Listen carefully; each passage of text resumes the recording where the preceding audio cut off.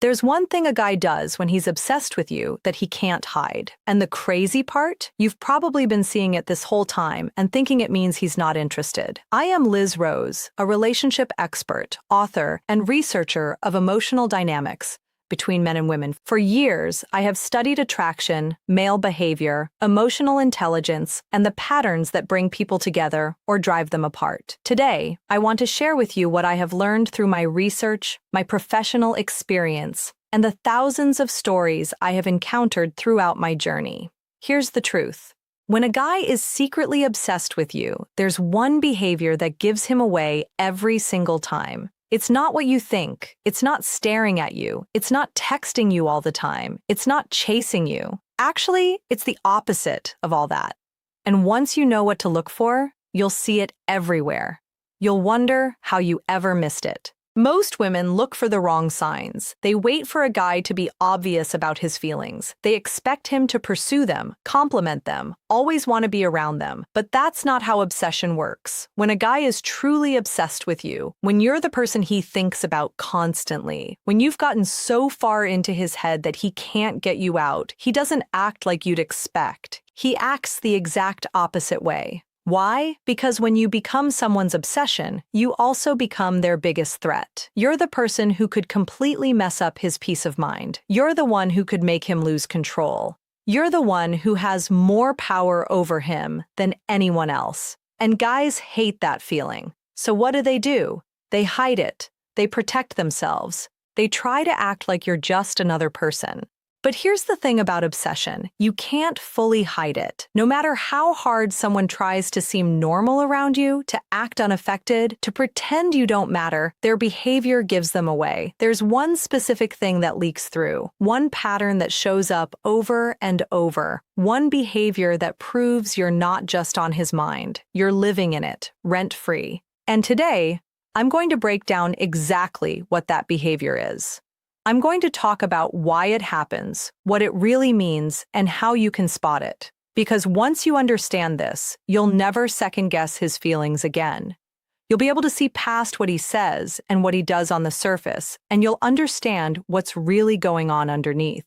So, if you've ever felt confused about where you stand with someone, if you've wondered whether he thinks about you as much as you think about him, if you've questioned whether his cool, casual behavior means he doesn't care, stay with me. We're about to uncover the one hidden behavior that reveals everything. Let me tell you something about guys and feelings. When they meet someone who becomes an obsession, their brain doesn't say, go after her. It says, be careful. Not because there's anything wrong with you, but because the feelings you create in them feel dangerous. Most guys spend their whole lives learning to keep their emotions in check, to stay calm, to never let anyone see them completely vulnerable. It's not that they don't have feelings. They absolutely do. But they've been conditioned their entire lives to believe that showing those feelings makes them look weak, less attractive, less in control. So they build walls. They learn to control what they show. But then someone like you shows up, and suddenly all that control feels useless. You make them feel things they didn't plan on feeling. You get into their head in a way that makes them think about you at random moments during the day. You become the person they compare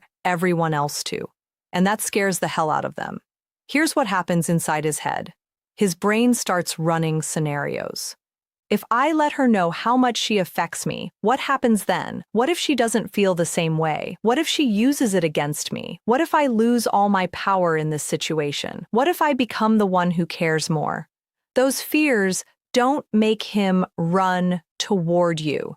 They make him build even bigger walls. But here's where it gets interesting. Even when he's fighting against his feelings, even when he's trying to convince himself and you that you're no big deal, his behavior tells a different story. His actions leak the truth. The way he talks to you versus everyone else, how his whole energy changes when you're around, the small ways he still moves toward you, even while trying to keep distance. From everything I've studied and observed in my years of researching emotional dynamics between men and women, I can tell you this clearly. When we're drawn to someone on a deep level, the subconscious mind takes over before the conscious mind can stop it. His heart beats faster around you. His body language shifts. His voice changes. These aren't things he can control or fake. They're automatic responses to the person who has become his obsession. Understanding this changes everything. If you know what drives his behavior, you'll start seeing the truth everywhere. And once you spot it, you'll realize that his casual act isn't rejection, it's protection. And that actually makes you far more important to him than you thought. Now, let's talk about the specific behavior that gives away his obsession. This is where most people get it completely wrong. The one behavior that reveals his secret obsession is how he manages conversations with you. Not whether he talks to you, not how often he texts, but how he handles the actual conversations when they happen. And here's the part that confuses everyone. He controls them carefully, deliberately, in a way he doesn't do with anyone else. You might notice something strange. When you talk to him, conversations seem to follow a pattern. They go to a certain depth, reach a certain level of connection. And then, suddenly, he pulls back. He changes the subject. He makes a joke. He finds a reason to end the conversation. It's like there's an invisible line. And the second you get close to it, he shuts it down. This isn't coincidence. This is calculated. His brain has figured out that conversations with you are dangerous. The more he talks to you, especially about real things, personal things, meaningful things, the harder it becomes to pretend you don't affect him. So he sets limits. He keeps conversations surface level. He stays in the safe zone where his feelings won't leak out. Here's what makes this behavior so revealing. You'll notice he doesn't do this with other people. He can have long, deep conversations with his friends. He can talk for hours about random things with other women. But with you, there's this constant monitoring, this awareness, this control. That difference is everything. Think about it. If you didn't matter to him, why would he need to manage conversations with you?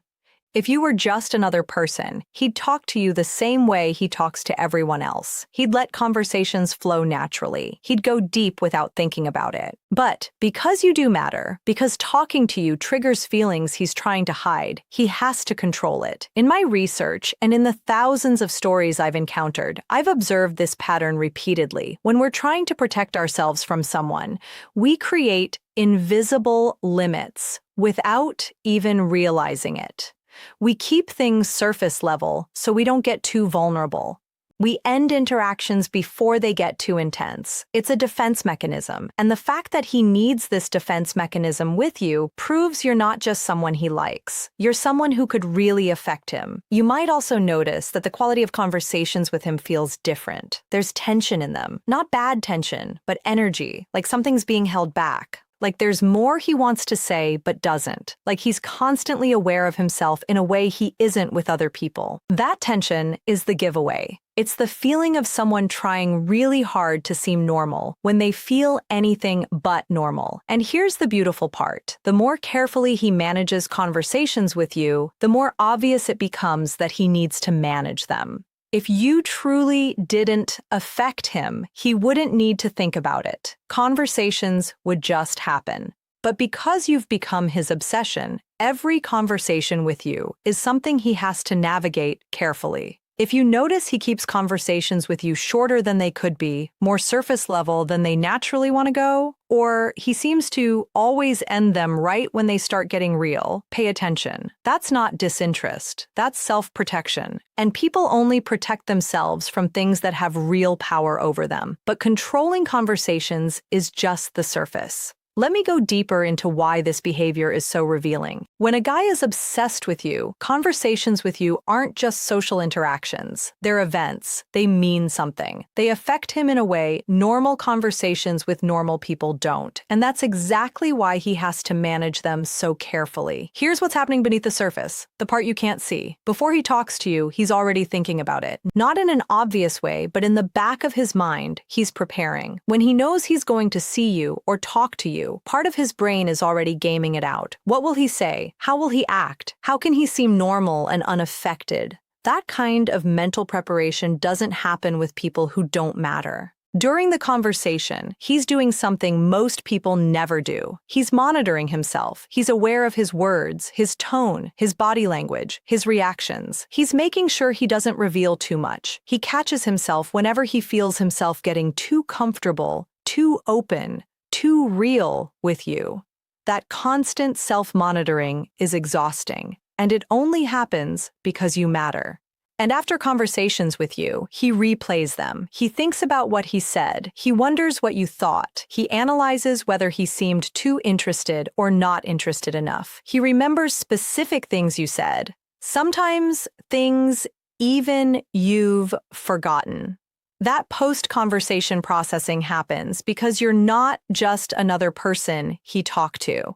You're the person he can't stop thinking about. Now, here's where this behavior becomes impossible to miss once you know what to look for. Watch what happens when conversations with you start to go deeper than he planned. Maybe you ask him something personal. Maybe the conversation naturally flows into more meaningful territory. Maybe there's a moment of real connection. Pay attention to what he does next. He'll switch gears fast. He'll make a joke to lighten the mood. He'll change the subject to something safe. He'll suddenly remember he has somewhere to be. He'll create distance right at the moment when things were getting close. And the speed of that switch is the tell. It shows you that he felt the depth, noticed it, and immediately needed to pull back from it.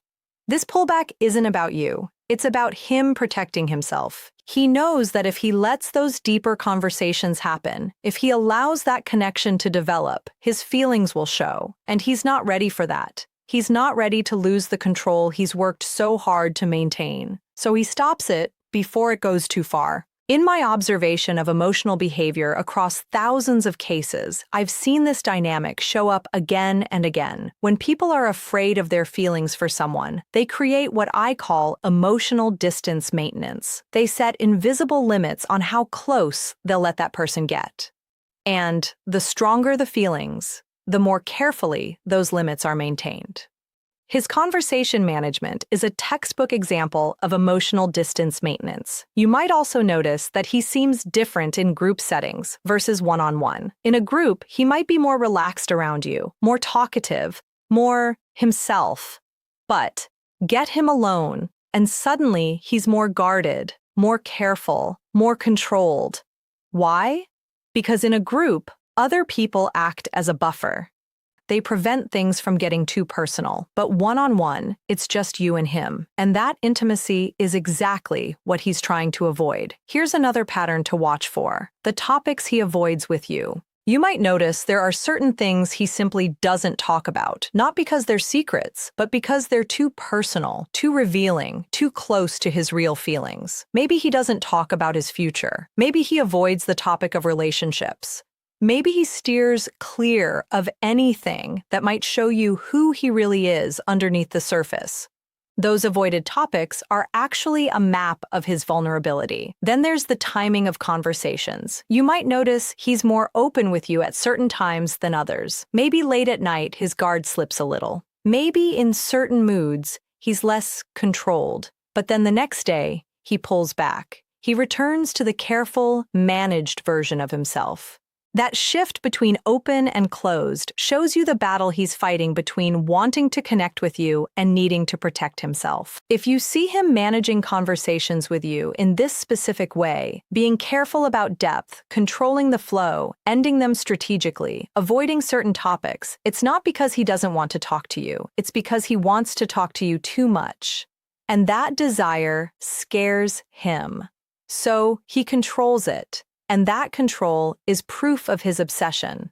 But conversation management is just one layer. Let me tell you what else happens when you've become someone's obsession. There's something else you'll notice about how he handles conversations with you. It's the contrast between what he shares and what he holds back. With other people, he's probably pretty open. He shares stories, talks about his life, gives his opinions freely. But with you, there's a filter. He's selective about what he tells you, not because he's hiding anything bad, but because he's curating what you see. He wants you to see the best version of him, the version that doesn't seem too eager, too interested, too affected by you. That curation is actually a huge compliment. People only carefully manage their image with people whose opinion genuinely matters to them. If he didn't care what you thought, he'd just be himself without giving it a second thought. But because your opinion of him actually matters, he's conscious of every single thing he reveals. Every story he tells you has been filtered. Every opinion he shares has been considered. Every piece of information he offers is strategic. He's thinking about how it will land with you, what it will make you think of him. Here's where it gets really interesting. You might catch moments where he almost says something, then stops himself, where he starts to open up, then catches himself and pulls back, where you can see him wanting to share something real, but his self-protection kicks in and he changes course. Those almost moments are incredibly revealing. They show you the battle between his desire to connect with you and his need to stay safe. Watch his reactions when you share things with him too. When you open up, when you tell him something personal, when you're vulnerable with him, notice what happens. He probably listens more carefully than he does with other people. He remembers details you mention.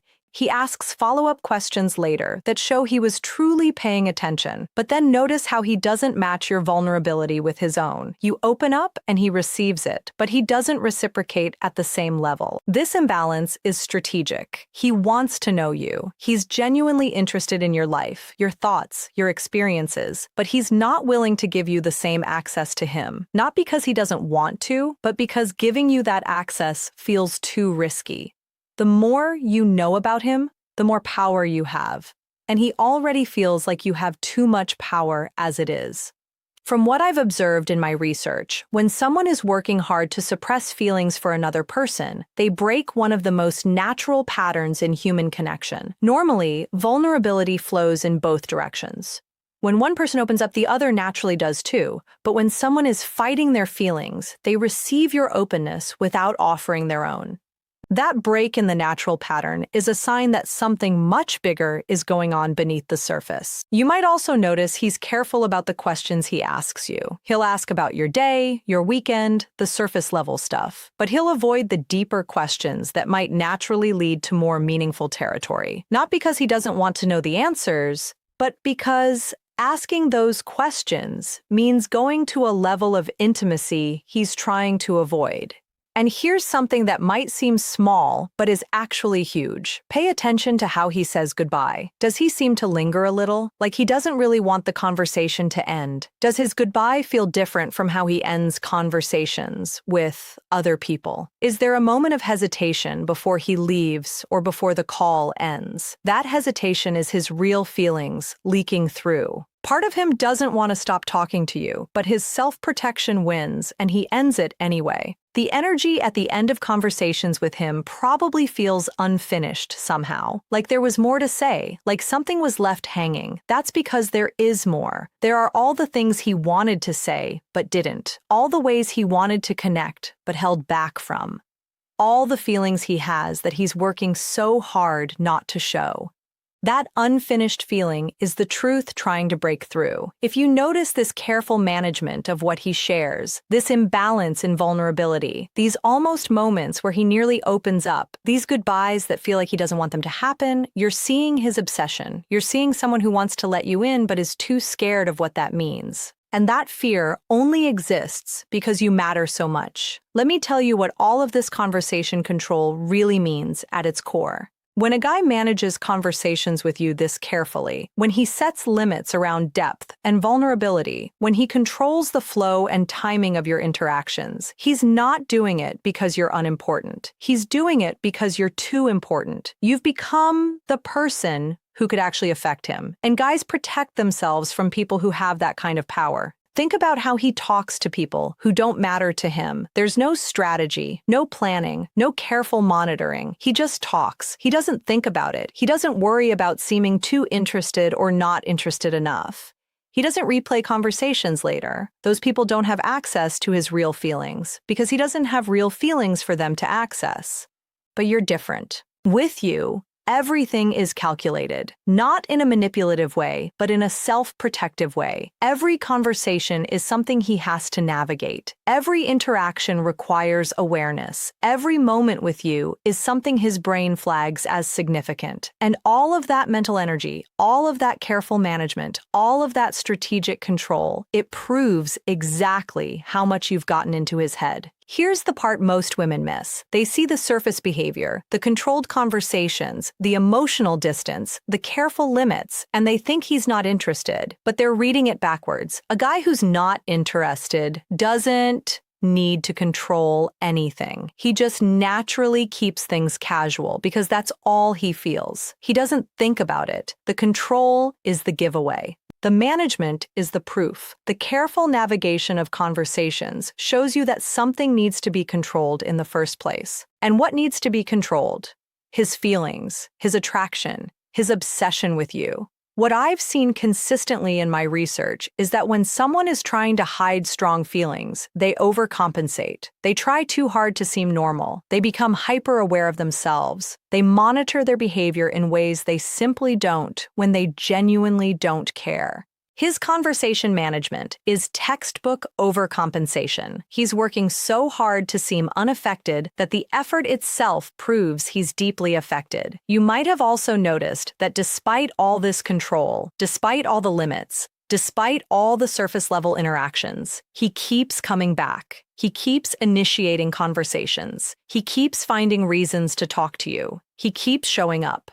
Because here's the thing about obsession. You can't stay away from it. You can control how you interact with it, but you can't stop interacting with it altogether. That pattern of controlled engagement is actually the clearest sign of all. He's not avoiding you completely. He's not cutting you off. He's just managing his exposure to you in a way that feels safe. He's finding a way to have you in his life without losing himself completely. And that balancing act only happens when someone matters this much. If someone truly didn't care about you, they wouldn't need balance. They wouldn't need management. They wouldn't need control. They'd just interact with you the same way they interact with everyone else, without thinking about it. But he can't do that with you because you're not everyone else. You're the one who has gotten so far into his head that every interaction with you requires conscious effort. Every word he says around you is weighed. Every reaction he shows is filtered. Every moment he spends with you is something his brain treats as high stakes. And here's the final thing to understand about this behavior. It's not permanent. This kind of control, this level of self-protection, it's exhausting to maintain. Eventually, something has to give. Either he'll get tired of fighting his feelings and let his guard down, or the distance will become too much and he'll have to face what's really going on. But right now, in this phase, the control itself is telling you everything you need to know. You're not just someone he likes. You're not just someone he's casually interested in. You're the person he's obsessed with. You're the one he thinks about constantly. You're the one who has gotten so deep into his head that he has to carefully manage every single interaction just to keep himself from revealing exactly how much you affect him. And now that you know what to look for, you'll see it everywhere. The careful conversation management, the controlled depth, the strategic limits, the monitored vulnerability, all of it pointing to one truth. You don't have to wonder if you matter to him. You're living in his head, rent-free, and his behavior is the proof.